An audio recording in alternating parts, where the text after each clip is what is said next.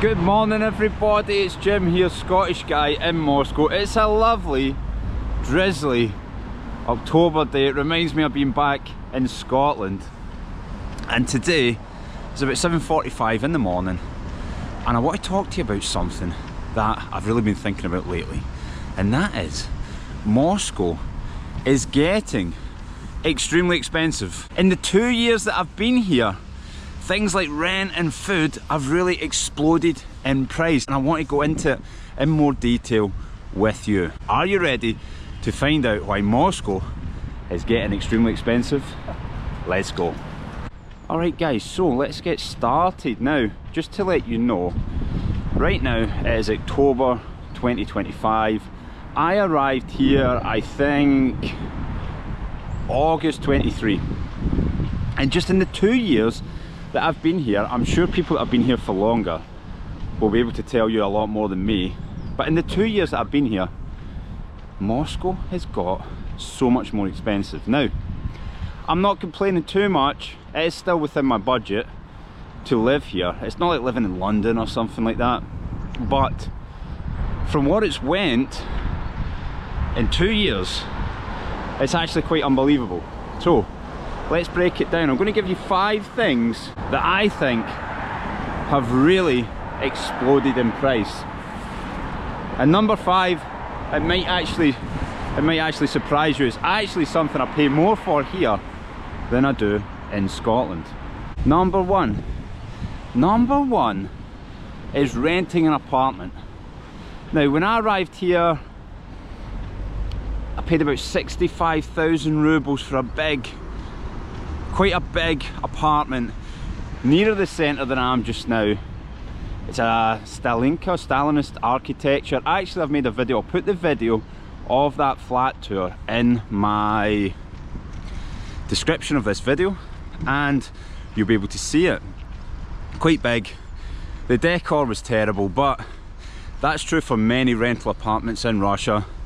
For some reason, people decorated their apartment in the 80s or the 90s and they've just never changed it. I don't know why that is. A lot of Russians think like brown wood and lots of different coloured and patterned wallpaper is attractive, but yet outside of Russia and Belarus, everyone else seems to disagree. But that's what a lot of apartments look like here, and the people really like them. But what about the rent? Now, I'll put the conversion rates underneath so that you can understand in your own local currency. But that flat went from 65,000 rubles to 95,000 rubles, because I know the person that lives in the flat now after me, which is about £320 overnight, just like that. £320, which would be about $400 overnight for the exact same apartment. Alright, it's a good size, location quite near the centre, but extremely unattractive on the inside. And that was over the space of 2 years, because when I arrived, 65,000 was pretty much the going rate for it. Then I locked in the same price for another year, which the landlord probably regretted, but I did say to her I'll stay for another year for the same price. And then she hit me with the £320 increase. I said no. I moved further out from the centre to a much smaller apartment now. You've seen my other apartment, I showed it. Maybe I'll put the link to that one in the description as well. That is 65,000, but it's very small. It's not so near the centre. And again, the decor isn't very nice on the inside. So what I'm getting at is, if you're thinking about coming to Moscow to live, to work, to study, whatever it is, if you want something that is in any way decent size, modern decor, you're going to be paying about £1,000 per month. Now, maybe you think £1,000 isn't a lot, maybe you think it is a lot. If you relate it to what the average Russian gets paid, now I don't know what the average Russian gets paid exactly, of course, but I know people who are on 70,000, 75,000 rubles. I know people, so maybe that would be about £750 a month. I know people that are on 150,000, which would be about £1,500. Now, fortunately I'm on more than that. I get paid really well. I get my apartment, well, I get a housing allowance, etc. to pay for it. So for me personally, it's not massive, but what it tells me is that things are getting a lot more expensive. They're certainly not going down, and that leads me on to my next point. Alright guys, number two, you might think, well, I'm coming here long term, I want to go live in Moscow forever, I don't really care about renting, I'll just buy a property. Well, if you come here and try and buy a property, unless you're married to a Russian with and you have a baby, which I think you might get a favourable interest rate of around 6 or 7%, which is favourable. The interest rate you're going to pay is going to be around 20%. Can you imagine that? Now, as a homeowner myself in Scotland, I think my mortgages are around 5%, which is actually quite expensive, because for years, all during COVID, etc., I was paying like 2%. Now that was the glory years, especially if you'd buy-to-let mortgages. It was basically free money. 2% is almost nothing, especially if somebody's paying rent to you on that amount. We're at a red man here, we're going to wait. Check it out. There's an old lady there, she's not old. There's a lady who's not waiting for the green man, but I'm going to do it. So, I was paying 2%, which is basically free money. Then it jumped up to about 6-7%, and it's dropping back down. It's sitting at around 5% just now, which is still a lot. Let's go. Still a lot, but here, can you imagine you want to borrow a couple of £100,000 or a couple $100,000, which won't get you much, to be honest, in Moscow, and you're going to pay 20% on that money. Well, hence you can see why rents are so high, because people, I guess young people are not buying, I would imagine. Now, all of this is just my opinion, but it doesn't take a genius to work out if the interest rates are 20%, less people are going to buy apartments, more people are going to rent, hence the rents go up. So you're in a sort of sticky situation. It is my understanding that if you marry a Russian person and you have a baby, you will get a favourable rate of around 6 or 7%.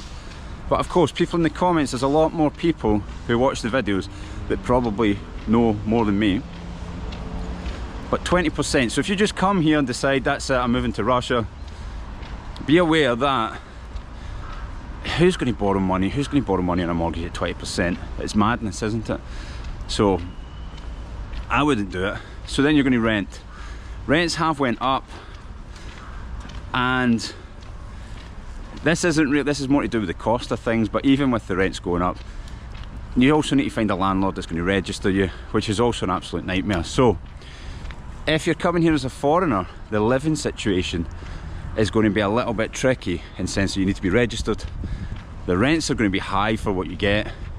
And to buy a place, I don't even know, can you buy a place as a foreigner? Yeah, I'm sure you can, but unless you're buying it in cash, you're going to pay 20% on the borrowing. Alright, now this one is applicable to me, I don't know if it's applicable to others. Alright, the next one is the tax. My taxes went up, and I've heard it's going up again. Now, this could be because I've went over a threshold, so I'm not entirely sure. And again, I'm not really complaining about this one too much, because it was 13%. It's now went up to 15%. It's my understanding it's going to go up to 18% at the end of the year. But again, you guys probably know more than me. There's probably accountants or people that actually work in tax that maybe watch this. Maybe they can describe it to me. But yes, so I do get taxed a little bit more. But compared to Scotland, which the tax is unbelievable. It's like, well, imagine, well, a teacher goes over the threshold of 42 or 45%, which is about £50,000 in Scotland, which then you would only be taxed that amount over that, but then you pay national insurance. But then if you do other things, you do YouTube, maybe you rent an apartment, maybe you've got another side business, you do whatever, tutoring, if you're declaring it, I don't know, then all of that is going to be taxed in Scotland at sort of 42–45%. I can't remember exactly, help me out if you know. It seems like it's not even worth it, to be honest. Imagine giving nearly half your money in Scotland to the government, the amount that gets squandered, the amount that gets given out to people who don't contribute. Unbelievable. But I let this lady go in front so she's not in my video all the way up the hill. So yeah, my taxes went up, but it's still pretty low, so I can't really grumble too much about that compared to Scotland. But I think it's going up to 18%. Someone told me, someone just told me, there is no factual information behind that other than somebody told me. Alright guys, it started raining, I'm putting my hood up. The next one is food in the supermarket. Now, I don't really have any real world data for you on this one, other than, take my word for it, things have got a lot more expensive. I did read that potatoes have went up by 170%, but I can't exactly confirm that because, well, we're not in a supermarket. There is a supermarket called Lenta, which I've done a tour of. I've done numerous tours of supermarkets. I did one yesterday actually, I just posted it.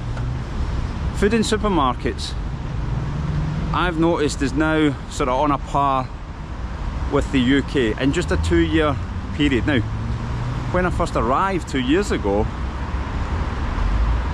other than going to Azbuka, which is like the Waitrose, if you went to like one of the smaller supermarkets, not smaller, sorry, cheaper, Perika Rostock, Torrijka, you'd be like, wow, I can't believe what I'm getting here for like £40, etc. But now, food here is pretty much on par. Now, I'm quite fortunate here that I do earn quite a good wage, but what I think about the people that are on that sort of normal Russian wage, maybe $1,500 per month, I think if they're renting a place, now a lot of people have an apartment passed down to them, etc.